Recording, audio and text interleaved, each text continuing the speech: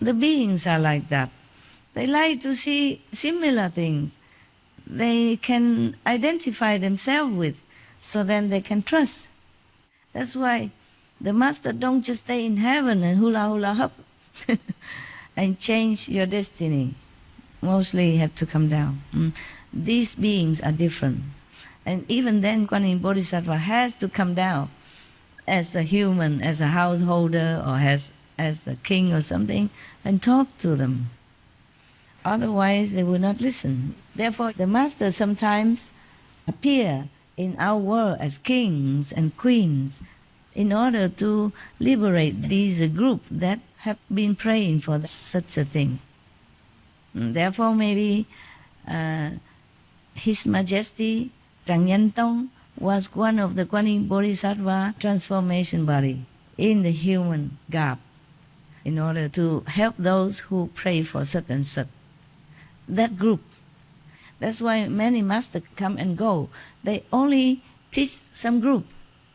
They come for that group. Otherwise, the master would have taken all the people up already. No can do. They don't wish for that. They don't wish for liberation. Or they don't wish to be liberated from Asura. They don't wish to have enlightenment. They wish to remain a maiden, a virgin. They wish to remain a pure boy. Example like that. Some being simple-minded. No one taught them to wish for enlightenment or anything. Their life is simple. Their wish is very simple. Then according to your wish, you will get what you wanted. According to this, we see all the time that the saints, the bodhisattva, the angels, the sages, even ascended already, they're always with us. We are never alone. It's just we have to decide what we want, and then they help us. The gods maybe cannot help, but the bodhisattva can, or the Buddha can. Make sure you really want what you wish. Because you just talk, you're not sincere, then of course your wish don't come true.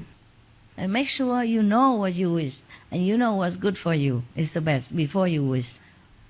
Otherwise, anybody can wish anything, but it doesn't always come true. And then you blame God or Buddha, Bodhisattva don't listen to you. It's not true. They listen all the time. They help you all the time. If you're really sincere, in your heart, you really want that. Yeah. There is boundary that stop you from stepping out of the three worlds. Even the fourth world is only a buffer zone. But that buffer zone is forbidden.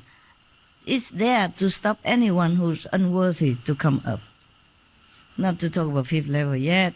But when you're on the fourth level, you free.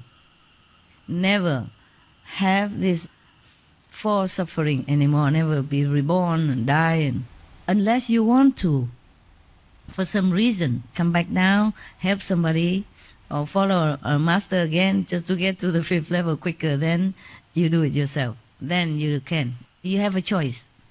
People from the fourth level upward, even in shadow world, they have a choice to reincarnate or not. That is a good thing about being liberated. But if you're not above the level, you have no choice.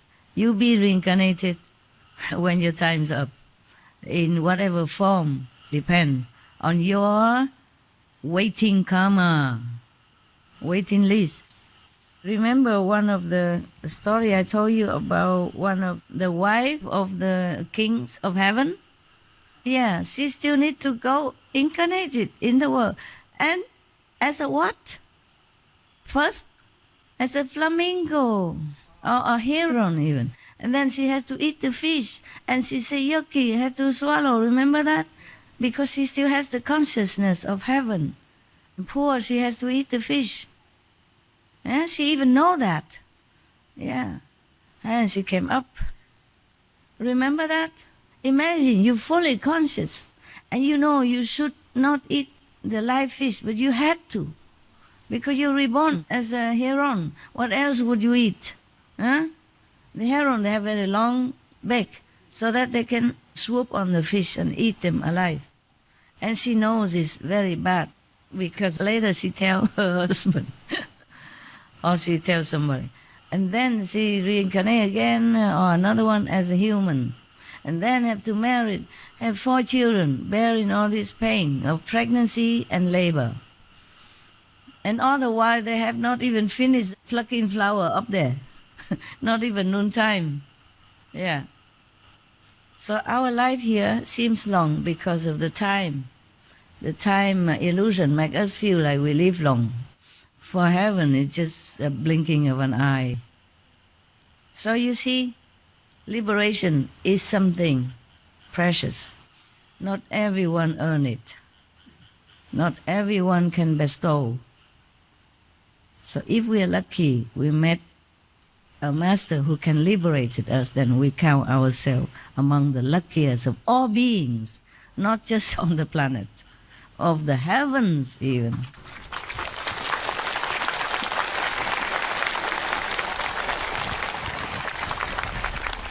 I'm not saying that to make you grateful or anything. I'm just saying as general explanation because of the sutra. Just wish for liberation, that's the best. Anything else just cause you more trouble, prolong your suffering in the shadow universe, even in the high kingdom, high heaven, useless. Some great master has not been above the shadow universes. So therefore, the liberation above the 3 worlds is good enough already. They don't mention anything else. The 5th world, you free, completely, total, forever. Still have just 1% ego, so that you can retain your individuality. But above that, there are other worlds. It's very good already to be in the 5th heaven. If I practice and I go to 5th heaven, I'll be happy, grateful already. Nothing to worry anymore, enjoying, wonderful life. So it depends on what you wish. All the highly beings will always help you. You are never alone in this world. Just wish well. Wish properly. Don't wish anything, any position in the 3 worlds, but liberation only. Liberation from the 3 worlds. Maybe you don't dare to ask for the 5th world or higher, but at least liberate from the 3 worlds. Then you are safe. Because above the 3 worlds, you will always have chance to meet high enlightened masters, and they will lift you up, and teach you until you are uplifted to the higher level again. You understand?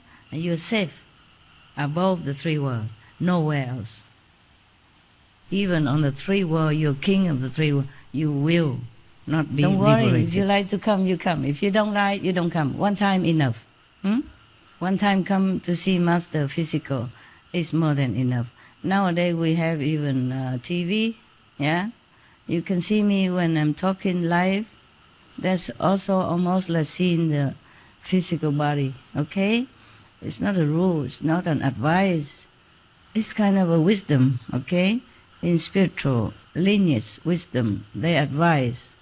And also the master advised the disciple to at least come to see the physical master one time, even though they are initiated by their appointed disciple.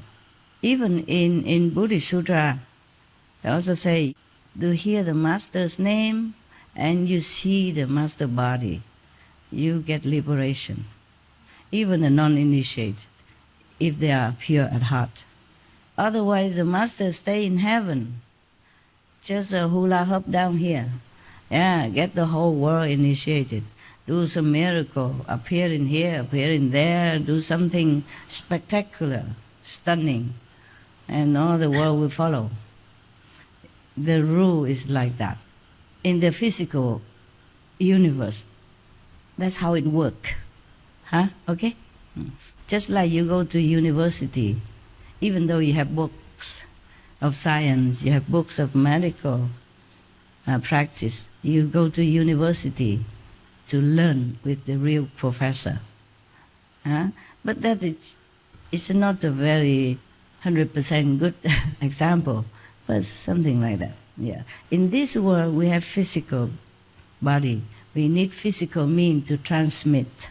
Not just the Buddha, in India, they say like that. If you see the Master once even, you are redeemed. Yeah. There are many instances in India, like from Baba Sawan Singh, there was a story that he just passed by somewhere and one farmer saw him. Yeah. He didn't even know that he's a master, just saw him, and then next day he died. Before he died, he said, "Oh, yesterday I saw that man with the bear such and such. He's coming now to take me to heaven, so don't cry." So he told his relatives something like that. Okay, huh? All right, anything else? Yeah. But nowadays we have television. It could be okay. It could be good. And real photos, also good. Yeah? Mm. And maybe if the master powerful enough, that should be enough. But then there was one Chinese sister in front of the assembly, say that the inner master told her that she should come and see also the physical master one time at least. If you were there, will some of you heard that or not? No? Mm. I was on the days on the stage, not like private talk. Okay? Yeah. All right then. Mm. If you cannot see physical master, then watch a video, or watch something live, like flying news, something, when the master talking recently, like 2-3 days ago. It also help. Okay? Yeah. It also help. Pray to the ultimate master. Thanks to the ultimate you master. Utter, whether in your mouth, from your mouth, or in your heart, make a certain energy vibrating throughout the universe, so that high-level beings like Kuan Yin Bodhisattva can catch the sound and hear it. It's simple. Of course, it's in a different level, but here we have like a telephone nowadays. You can text and talk to different people at the same time. Yeah? And television, many people can look and see at the same time. To match the frequency. In our physical level, we match the frequency physically, electronically. In the higher level, they do it with telepathic frequency. And higher still, it's a different kind of telepathic frequency.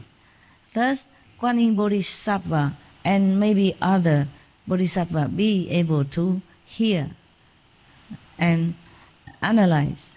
And it's automatic. It's not like what I say, have to hear it first, analyze it. No, they do it faster than a snap of the fingers, faster than we blink our eyes. Automatic, all the time, 24/7. So, practice Kuan Yin method and help others. You can attain some level.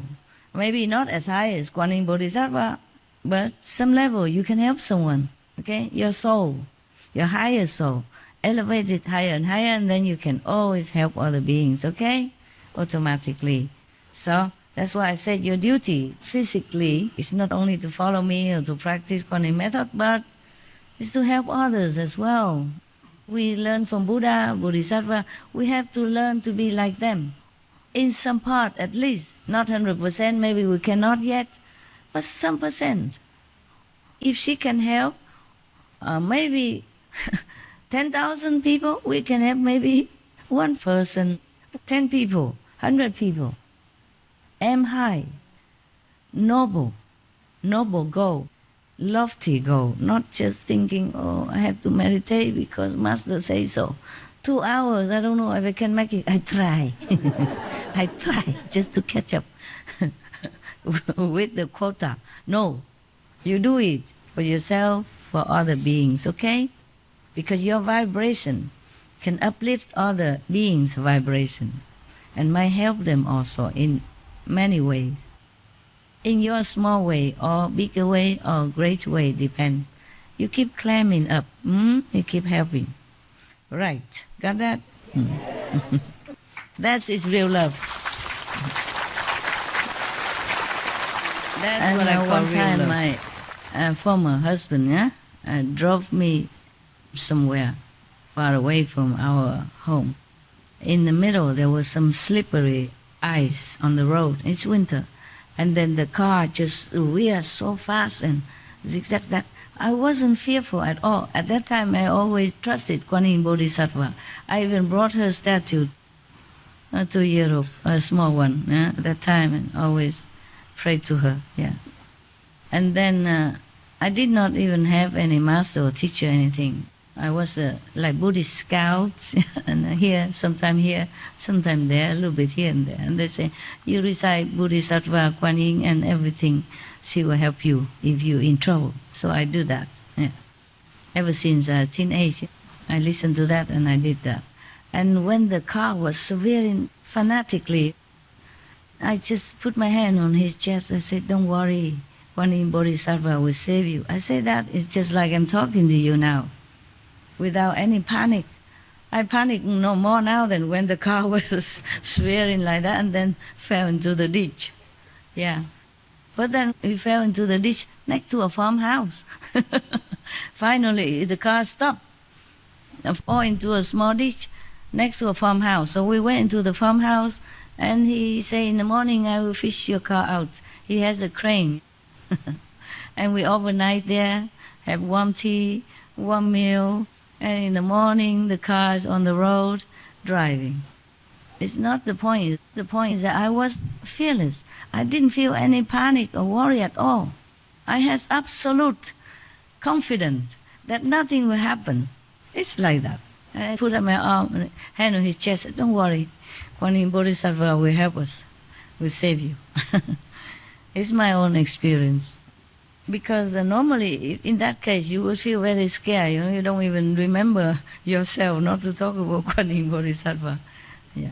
But I was, I guess, mostly calm in that kind of situation.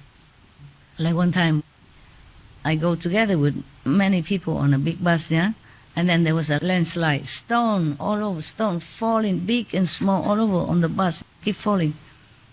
And everybody panic, want to open and jump out. I said, don't. Remember, where is your master? Remember your master. Pray to your masters. I was very calm. I tell everybody, don't go out, you die. Remember, where's your master? Pray to your master. And they pray. And then suddenly the landslide stopped right in front of us. And we all climb out. Everybody tells himself, oh, he's still alive and thanking me no end. Because these people, they all have master in India, different master. And they also have Dalai Lama or whomever they trusted. They forgot. At that time, they all forgot about their master, not to talk about Kuan Yin Pusa, Kuan Yin Bodhisattva, which they don't even see. So I reminded them, and then it calmed down right away. Yeah. There's some stone just falling, middle, and stop. It's very funny.